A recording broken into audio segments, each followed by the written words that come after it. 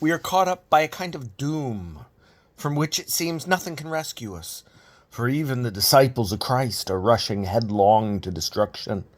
Only the rejection of everything Western, of everything the West has produced, can now satisfy the very men of the West. Throughout Europe and America, we are watching a kind of mystery unfold.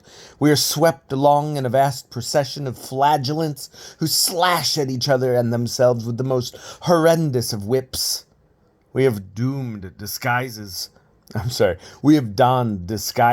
that no one may be able to recognize the virtues of men and women in our world. We have smeared ourselves with paint and blood to show our contempt for all that created the great civilization from which we spring. We even scourge ourselves hysterically for crimes we did not commit. In short, we show enthusiastic joy only at what denies, what destroys, and what degrades all the works of the West. We trample on the body of the West and spit in its face. If the 19th century betrayed the West by having a good conscience, this never reflected the true attitude of the West. We are betraying it by our bad conscience, which has now turned into insanity. Look back over the films of the last 20 years, and you will see, to your amazement, that the only successful ones have been those that have broadcast scorn for the West, filth, and self-scourging. No argument has any value in the face of evidence like that, of such commonplaces accepted without a murmur. Reason is useless, as is any process of self-awareness. The only truth people are willing to become aware of is the shameful condition of the Western world.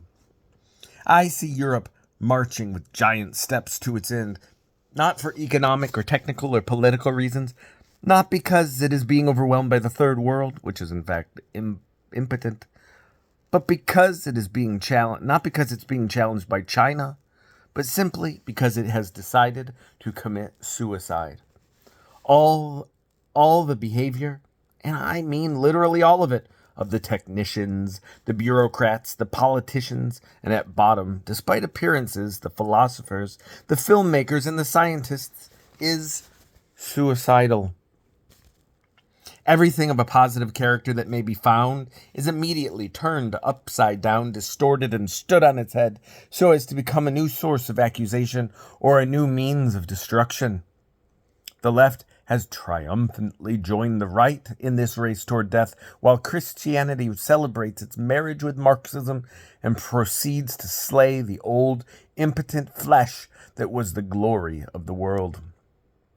In this agreement of opposites on this single point, I cannot see a natural response to a situation or a spontaneous development. The very fact that the strongest arguments, the most rigorous demonstrations, and the clearest dangers, the most tested values, and the most scientifically grounded certainties are of no avail, and that nothing can influence in the slightest way the determination of the technicians or the discourses of the pseudo-revolutionaries, is proof that we are faced with something of a quite different kind. When we run up against this kind of unanimity and inflexibility, we are not dealing with a conscious decision made in the light of thorough knowledge. No, the rejection of the dialectical process has been the lifeblood of the West. The total blindness to the risk of failure and the destructive rage that marks it all are due to what some have called destiny or fate, others Jupiter or Nemesis. In any case, some God is blinding men.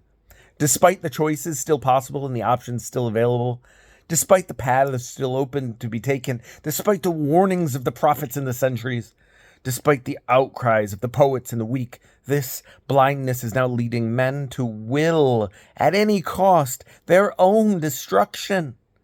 With their own hands, they're tearing down their citadels and turning reason into unreason.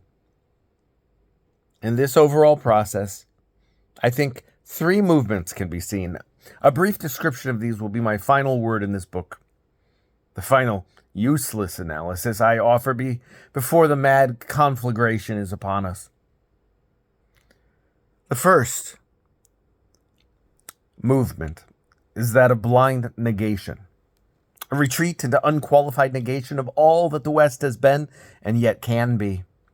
Some of its embodiments, they are the frenzied pleasure in destroying and rejecting, in playing the man without a future or the artist without culture, the sadism of the intellectual who tears language, his own language, to pieces, and who does not want to say anything further, because in fact, there is nothing to say. The explosion of words, because there is no more communication. The mockeries that are regarded as works of art. And finally, the suicides. Physical among the young. Intellectual or in the area of creativity among the writers, painters, and musicians. All this is happening because these people regard the system as utterly frightful and see it as immediately absorbing and rationalizing every project whatsoever. They feel caught by an inescapable dilemma, since even their irrationalities serve as compensation for the system and thus become part of it, although it never becomes clear in what precisely the famous system consists. In order to avoid this kind of absorption into the system, it is found necessary to radicalize endlessly all positions, all projects, all oppositions. But in radicalizing in this obsessive manner, all these people are effectively destroying, first and foremost, they're destroying the very thing that they should be saving and preserving. The fragile remnants of what is authentic in our world and our time. The things that should be carefully preserved as a possible starting point for a whole new hope. Because morality has become valueless and evidence of sheer hypocrisy. Men reject even the things that could have been the threatened seed of an ethical renewal, but a renewal that is no longer desired. Morality was the prerogative of the bourgeoisie, and therefore everything smacking of morality is rejected. No one seems to realize that there has never been a society without a moral code, and that the chief thing lacking in our Western world is precisely an ethical code and a system of accepted values. As soon as there is even a tiny blossoming of values, the intellectuals rise up and reject it and jeer at it. In doing so, they give no proof that they are free and intelligent, but demonstrate only that they are impotent and have surrendered to the madness in which negation becomes an end to itself.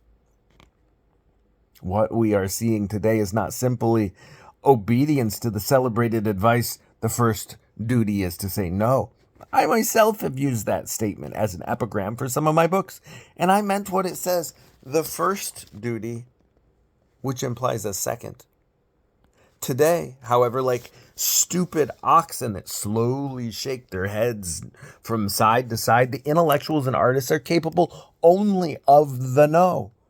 Beyond that, there is nothing except the void that is their work. Fragmentary theater and deciphered Molière.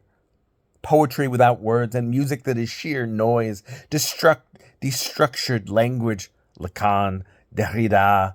All of the second-rate imitators who think that absolute incomprehensibility offers a way out, when, in fact, we have shut the door on all possibilities and hopes and have sunk into a resignation that knows no future.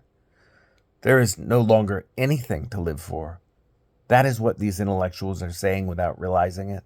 The blinding light they shed is that of the sun on the point of sinking into the sea. Virtuosity has never been a substitute for truth.